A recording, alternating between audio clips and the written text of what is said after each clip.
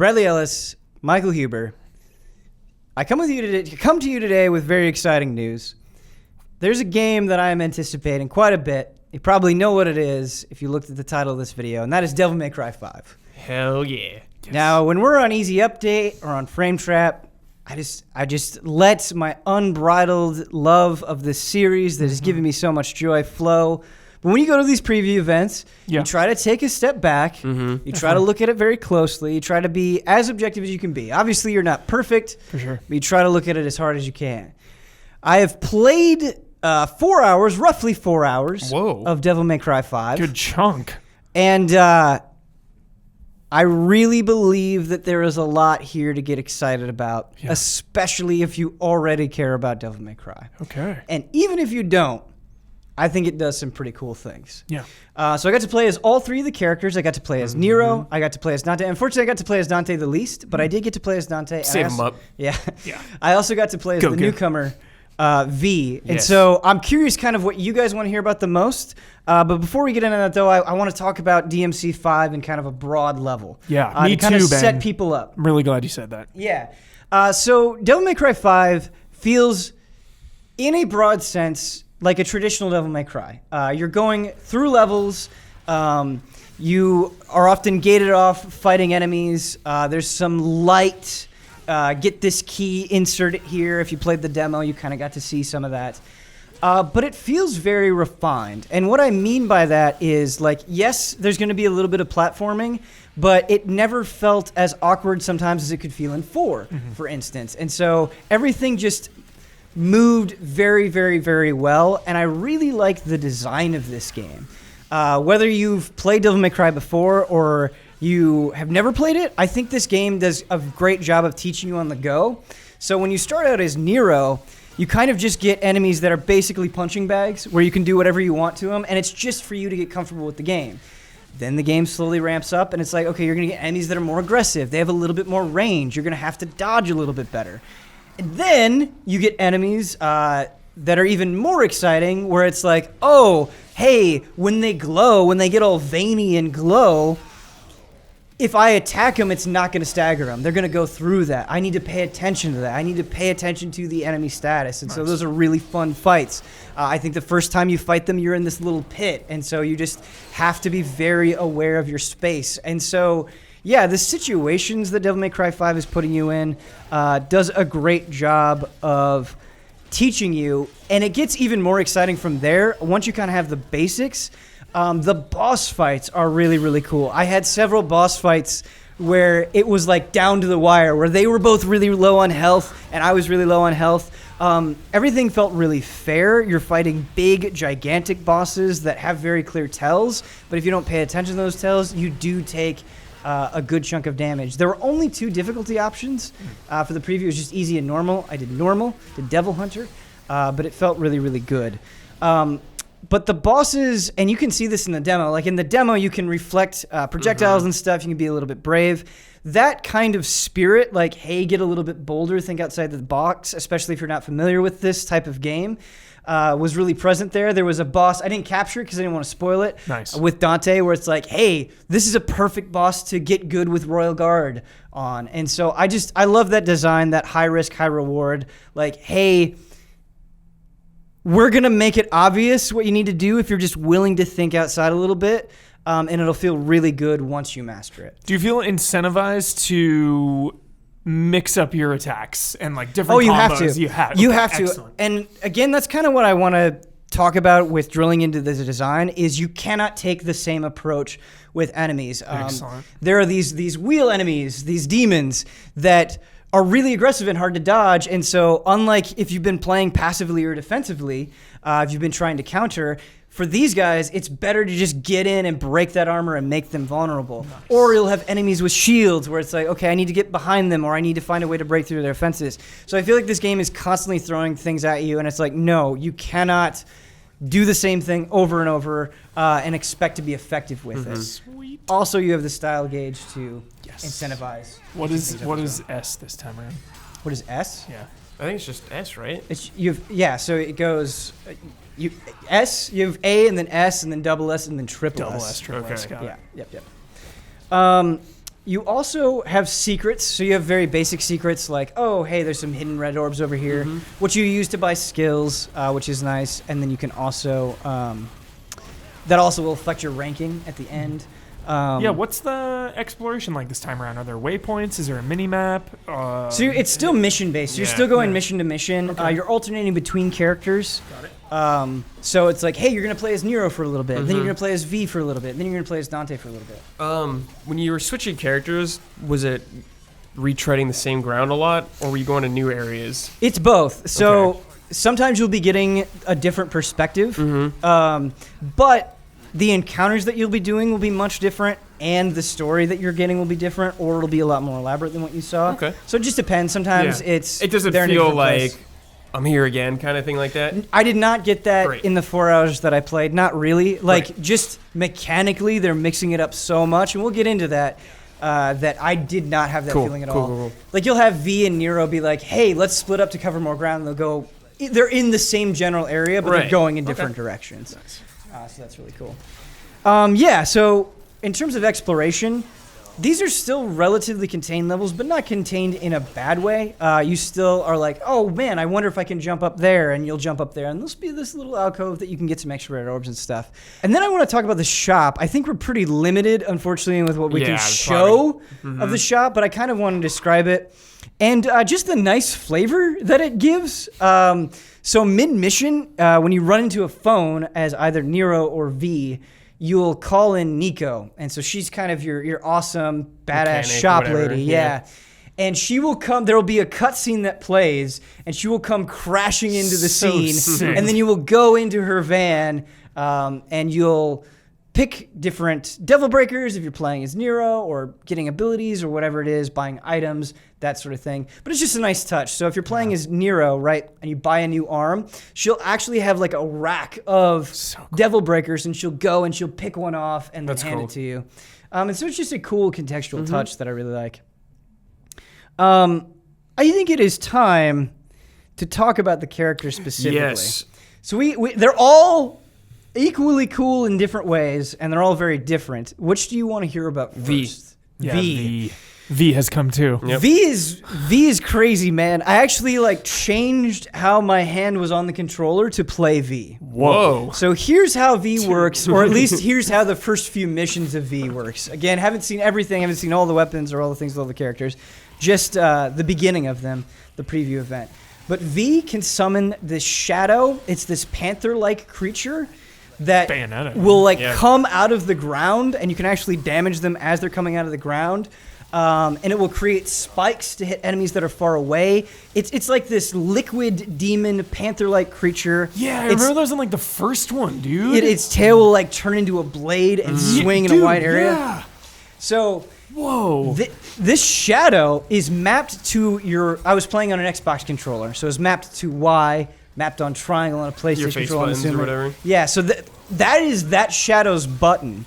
You have a whole nother creature, this griffin, that shoots projectiles. So you have this melee-focused shadow that you're using with Y, and then you have your ranged character with X, this griffin. So he shoots out blasts. You can also charge it up to shoot out electricity. He can do a big AoE pulse.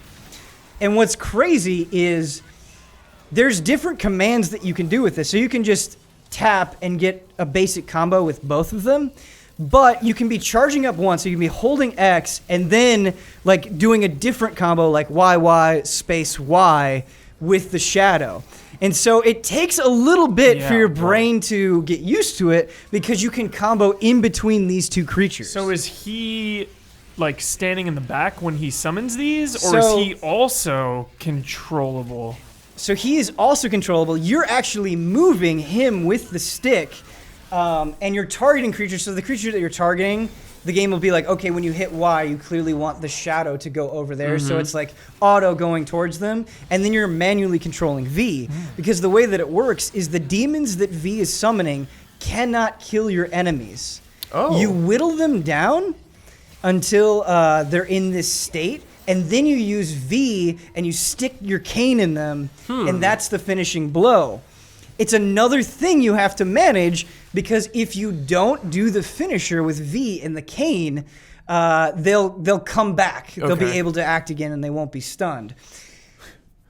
It gets crazier. It gets crazy. We're not done. Bold There's moves so here. much to manage with it, and it's overwhelming at first, but the Yeah. mission design does a good job of easing you into it. So on top of that, on top of V needing to finish them, you also have your Devil Trigger gauge as V, but it works differently than it does for like Dante, for instance. You don't recover health, but you can kind of do EX moves with your Griffin or your Shadow, and what I mean by that is you can spend a little bit of your Devil Trigger to power up either one of their attacks. Oh, okay. Or you can cash in on the whole thing and summon this giant nightmare golem that just falls from the sky, does damage when it falls, and then will auto attack the enemy. So you don't have to control it; it'll just pummel away. But yeah, you can expend all your resources to do that. Cool. Your other two demons, your main boys, your panther-like thing and your griffin, they have their own health bars, and they go down in battle. If they go down in battle, they'll automatically recover, but they'll recover faster if you're closer to them. So that playing as V is such a different experience because it kind of, the most important thing is demanding awareness of all of these elements, where it's like, oh, okay, bird went down, let's go down over to the bird to make it res faster, but let's make sure that V is dodging attacks and not getting hit. Oh, okay, I want the panther to power up this attack. So it's just managing all this stuff. And I found it more effective rather than just using my thumb to kind of arch my hand over and use Claw. two fingers and have that work. But to kind of balance this out, the combos aren't as complex as they would be for like a Dante or a Nero. The inputs are a little bit easier, so you can manage both of these things. But it's just, it was so different that it was really refreshing, and it felt like just a completely different way to experience DMC5. And as somebody who's played the other games, I think that's what's so refreshing about DMC5, where you have Nero, and it's like, okay, Nero has a bunch of new stuff to mess around with his Devil Breakers, but there's some familiarity there. He's bringing some of his toolkit in from 4. You have Dante, where it's like, oh, this feels the most familiar. That's really good. It's kind of like putting on a warm blanket. And then you have V, who is just completely new and wildly different. Wow. And that comes across in his personality. So you have Nero, who's very, very wisecracking, joking all the time, very lighthearted. You have Dante, who has that element to him, but is playing it a little bit more seriously this time around. Then you have V pulling out a book, being all poetic. He's definitely the most serious of them, but it's serious in kind of like this beautiful, cheesy Devil May Cry way that I really like. So he's really cool. Do you have any other questions about V or any other concerns about him? How's his mobility? He's definitely less mobile than the other two. He has a dodge.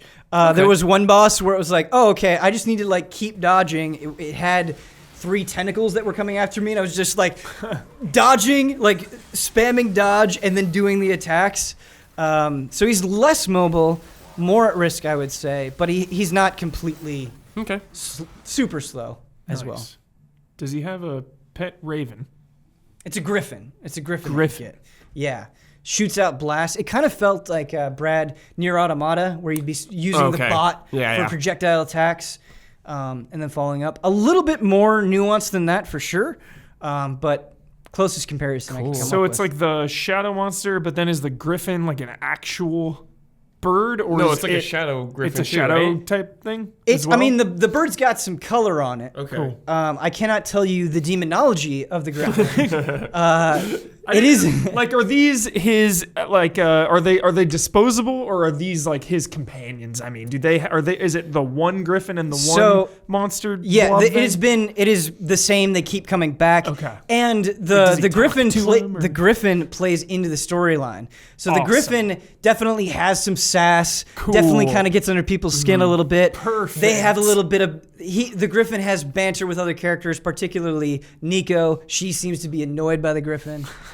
So yes, very cool. Dante has the styles back from like 4. Yeah, so we can get into Dante. So Dante definitely felt the most familiar for sure. So he has the different styles. You've got Trickster, where you've got your dodge. You've got Gunslinger, where you can kind of get some more moves for your ranged weapons. You have Swordmaster, which is very useful for, again, kind of like Gunslinger, but with melee weapons, getting more options from your melee combos. And then you have Royal Guard, which allows you to block and parry, and then as you block and parry, you build up a meter and can expend that energy. With the fire gauntlets or what? So the two weapons that I got Rebellion, I got the sword, Right. And then I also got Balrog. So you get the fists, and you can do that. Cool. When you have those equipped, you can press back and Y, and you switch into the legs. Ooh. And so that's really nice. That is cool. Yeah, you're comboing, you're doing punches, and then you switch into the legs, and it feels really, really, really good. But yeah, much like Devil May Cry 4, I would say, the thing that's so great about the styles is they all do something that feels pretty essential. Like, you always want the Trickster dodge, but you also always want the stuff that Swordmaster does. And so just getting your brain to think and switch on the fly and react to situations is really, really fun. Yeah, my favorite thing to do in action games is just work at it and get those S ranks in combat, you know? Did you get that feeling, Ben, where you felt like it wasn't necessarily easy to get S, double S, triple S, but you felt like you could still manage it, or just like walk me through just your mindset of like each combat encounter? Yeah, it was definitely the most disorienting with V, just because the character felt so different, and so the mindset wasn't, oh man, I gotta get triple S. It was just like, let me just figure this out. Yeah. Was definitely my initial reaction with V, but it was kind of different for Nero and Dante, and it helped that I played the demo, so I knew what was going on. So immediately I'm trying to be like, okay, do an air combo here, delay the attack, get an extra hit in, make sure you use the Devil Breaker to build that up. And it was the same thing with Dante. With Dante, my approach with it was, okay, get down Swordmaster, make sure that feels good. Okay, now later on we've got that down. We're doing good. We're getting good ranks. We're getting A's. We're getting S's. Nice. All right, let's throw in Royal Guard. Let's try to master that. Nice. And you can really break it down like that, where you might not be getting triple S's if you approach this way, but you feel like you can do well, get a decent ranking, and it's just like, okay, I'm focusing on this weapon. Now I've got this down. It's like you have this toolbox, and you just keep putting more tools into it. Nice. And like I said, the enemy difficulty and what they're throwing at you kind of naturally encourages this, where you'll get to a point where it's like, oh no, I need to throw something else in here. For sure. How's the audio visual, the sound, the feedback? Like when I punch someone or slash them, how does that feel? It feels really good. There's the sound of the swords slicing into a demon and like the little jiggle that they do feels really good. The like shink shink shink shink shink shink. Yeah, that feels really, really good. Nice. Particularly things like expending that Royal Guard energy at just the right unleashing it. time. Feels really, really good. And also, we didn't really talk about Nero yet. I want to talk about Nero. Yeah, I have a question. Yeah. Like, I played the demo a bit. I Yeah. messed around with the Devil Breakers, but I feel like I don't have a total understanding, my head wrapped around it all the way. Can Yeah. you go a little more in depth about it? Absolutely. So to break down Nero, like I said, he's got a lot of things from Devil May Cry 4, where you can shoot out your arm and bring yourself closer to enemies, bring enemies closer to you. And then once you bring them closer to you, you can launch them up in the air. You've got the X Seed from Devil May Cry 4 back, where if you time the left trigger press, you'll power up your next strike. And so all of that's very good and like fairly complicated already on its own. But then you have these Devil Breakers. So you go into a mission and you can have a Devil Breaker loadout. So it's like, okay, I went to the shop. I have 3 Devil Breakers that I can equip. I can buy more slots at the shop if I want. And all of these Devil Breakers do different things. So the most basic example, and what you could see in the demo, is like Overture. So if I just hit B, if I hit my Devil Breaker button, I'll shoot out an electric blast. And that's actually, if you do it at the right time, so let's say you do a basic sword combo, then you do your Overture, your electric hand blast, you'll get a lot of style meter just for doing that. So they want you to incorporate it. But others like Gerbera, yes, it has like this basic attack that you can do, but it'll also give you this really sweet air dodge that'll make your mobility and dodging stuff a lot more useful. They get even more exciting. So I saw one that was Helter Skelter, and I believe there's plenty of footage out this already, but it's like a drill, and just like drilling into them and watching the blood comes out Big feels really, Daddy. really good. Yeah. But there's another one that I liked even more, and it's the fist. And it was kind of like this fist dot where I would hit them with it, and then the fist would go off on its own, rocket powered, and just keep punching them, swirling around them and just That's cool. just punching Like them. a Metal Gear. Yeah. So they're really, really cool. And so on a basic level, these Devil Breakers, you can think of them as giving you a different special attack. But what's interesting, and what I think is going to be a little bit tricky for people at first, you can't switch between them. Mm-hmm. So whatever your loadout of Devil Breaker is, it's like, okay, I can do this until I expend this Devil Breaker, until it's gone. Mm-hmm. There are different ways you can break a Devil Breaker. You can either use a kind of like get out of jail free card, where it's like, oh, I'm taking a bunch of damage, break that, okay, it's gone. Or you get punished. If you are attacking with a Devil Breaker attack and you get hit, it's also gone. Then you move to the next Devil Breaker that you have, and you can run out. You can be running around as handless Nero. And does he fight then uses the sword with one hand? Yeah. Yeah, He he just usually fights always with. does. Yep. Oh, he always does, okay. He just fights with one hand. Got it. But you don't have the Devil Breaker option. That's so cool. And so yeah, it's Is the one from 4-back where he can like grab The Buster? Yeah. so I believe I haven't used it and I didn't see it in the demo, but I believe he will have a Devil Breaker that functions like the Buster. Okay. In Devil May Cry 4. I'm not sure, can't verify that, but I think that is something that they've said will happen. Cool. So yeah. But again, it's like these options. So the Devil Trigger with V, it's really cool being like, okay, do I want to cash this all in? Do I want to use it for special attacks? The Devil Breaker is also such a great decision of like, okay, what do I want to do against this boss? Do I want to do extra damage? Do I want to have more mobility? Do I just want to save these for when I'm in a tight situation? And so all of that is great, but unlike just using a health item or something, it's a thing that you like kind of immediately regret sometimes, where you're like, oh man, I'm doing so good. I'm throwing this Devil Breaker attack and oh It's man, I gone. got greedy and it's gone. And so, yeah, I like that. I feel like it really raises the stakes in an interesting way and has this kind of permanence to it that I like. However, that being said, as you're running through the level, you will find other Devil Breakers. But that's interesting because let's say you have 3 of 4, you pick up a new one, now you're using that one. Got it. So you really have to think like, okay, do I want to grab this or not, or do I like what I have? So that's another thing that is cool. Yeah. I like how much I really like what you're saying, Ben. There's just so much thought about so many systems in the game, you know, whether Right. you're playing as V, thinking about all those tactics, or Nero, thinking about the Devil Breaker tactics. It just sounds very intense. Yeah, I think the last thing that I want to say is, you know, if you haven't played Devil May Cry before, all of this can sound like overwhelming, like just a dizzying amount of stuff. Yeah. But I think, to me, the mark of a great action game is not just that there is all this stuff. Obviously, that's a huge part of it. But that, it feels kind of good no matter what you're doing. You asked about that feedback that you're getting when you're hitting enemies. And when you just hear the music blaring and you have these nasty demons that got like all of these pods on them and they're just nasty and you're slicing them up and you're shooting them, it feels good and exciting. And you want to get better because you're having so much fun. Like, your enjoyment is what's really spawning you digging in. And, you know, because you are buying new abilities over time, which is another thing I need to mention. This is fantastic. Economy. So, you can now try out moves before you buy them. That's nice. And not only can you just try out that one move that you want to buy, but you can also just beat up on a dummy.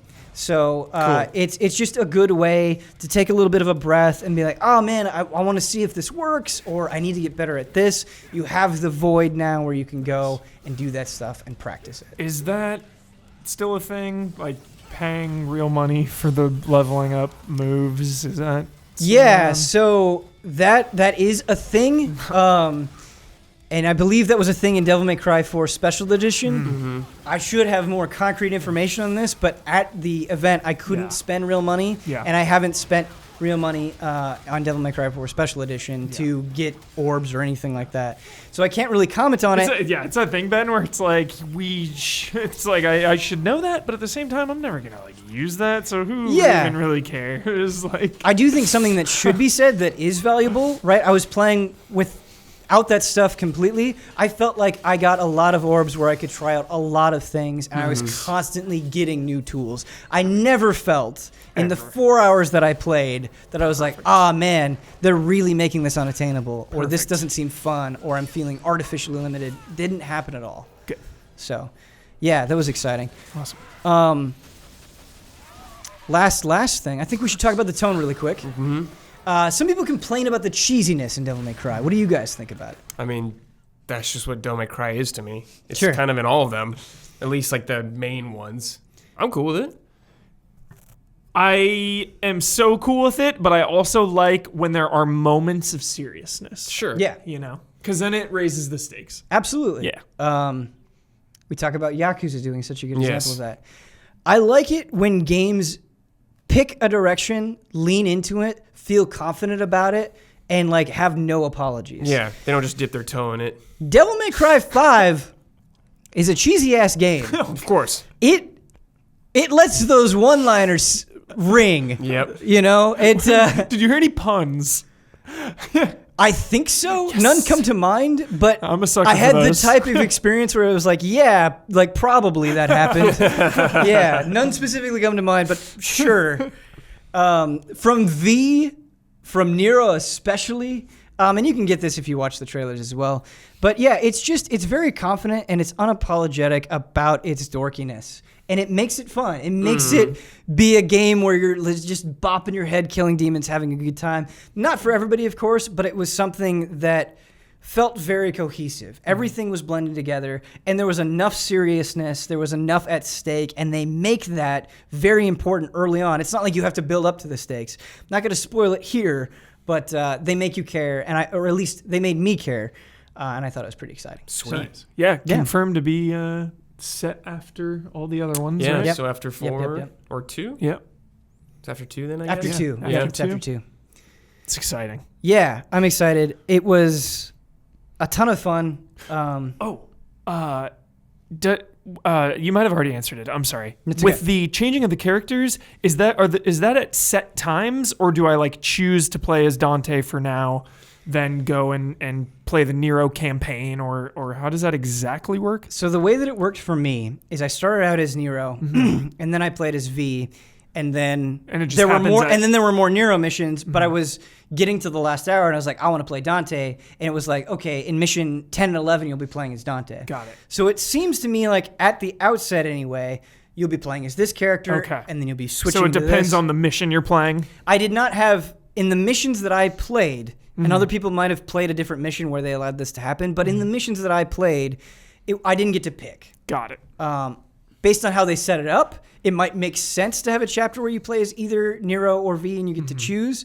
But for me, it was just one and then the other and the other. And do you share red orbs between all the characters? You do. Okay. Yes. Yeah. So that's something that's really nice, and so you don't get bummed out. Where it was like, oh man, I got a bunch of red orbs as Nero. Where did all this go? I have to build them all up again. Nope. Get a bunch as Nero, then you're playing as V. You can cash in on those orbs if you want. Got it. And health upgrades carry over as well. So when you buy a blue orb, Oh, that's nice. Ooh, that's very convenient. yeah, you'll also have extra health for V and Dante and so on and so forth. So, yeah. Awesome. Nice. I'm pretty pumped. Sorry, that was a lot of information. Yeah. Sorry, I was just kind And of I was like throwing hard questions Yeah. at you too. I'm sorry. I was vomiting it all at you, so I'm sorry, Brad. I'm No, sorry, you're Huber. good.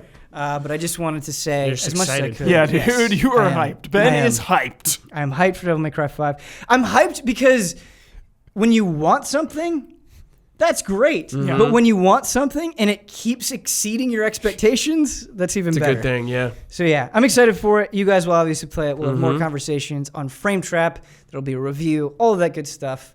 And I believe the demo is out on PlayStation? PS4 and Xbox, and you can actually Same- it's the same. We're the same one? I think, but you can missed it. shop and buy stuff. Okay. So. Missed it the first time. Hope that's correct. Now you can try it. Yeah, I believe February 7th was the date for that. So Cool. But yeah, thank you, Brad. Thank you, Huber. Thank you guys for watching. But for now, we have a more pressing engagement.